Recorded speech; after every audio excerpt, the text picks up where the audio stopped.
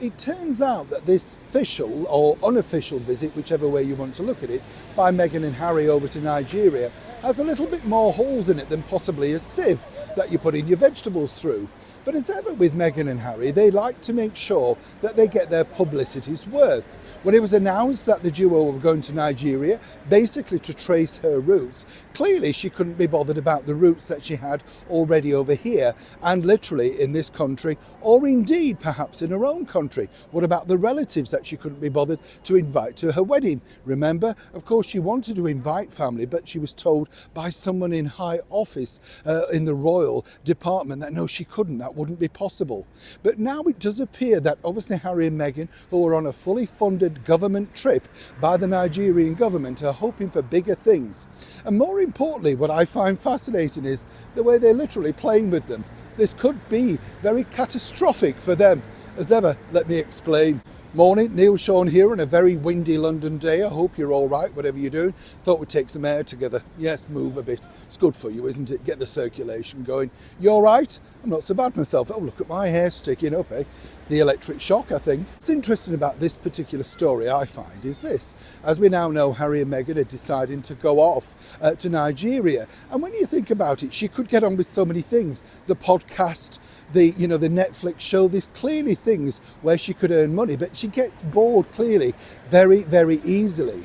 And so consequently, somebody offering a free holiday for her to find her ancestral roots, even though we're not quite sure exactly whether she's 43% Nigerian or not, well, that really doesn't matter. Good enough for Africa, good enough for Nigeria. They're willing to stump up the money. In return, they believe, for a bit of ex-royal stardust. But here's where it gets even more interesting. You see, according to insiders, what I find fascinating about this is originally, if we told you, the idea, the trip was for the whole family. That is, of course, Meghan and Harry's two children. You get the picture.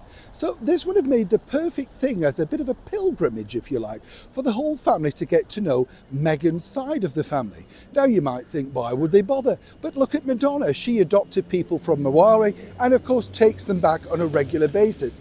Whatever you say about Madonna, she stuck to her word on that, seemingly something that Meghan has decided not to do herself. Or has she? According to an expert source, let me tell you, Meghan and her team are still undecided about whether they'll bring one of their children. And this is gaining a lot of traction and a lot of high hope over in the Nigerian government, because this would be a big coup for them to actually have, finally, something that Prince Charles has not seen, which of course is one of his grandchildren.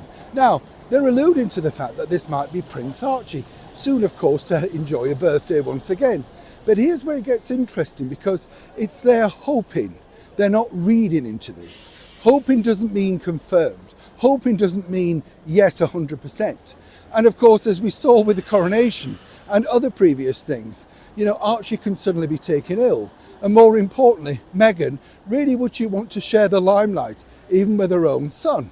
So for now, while this works and plays very well as a PR stunt, if I were the people of Nigeria, I might literally be saying, could you 100% confirm? Or is this just simply something else hanging up in the air? A little bit like the podcast and the forthcoming Netflix show.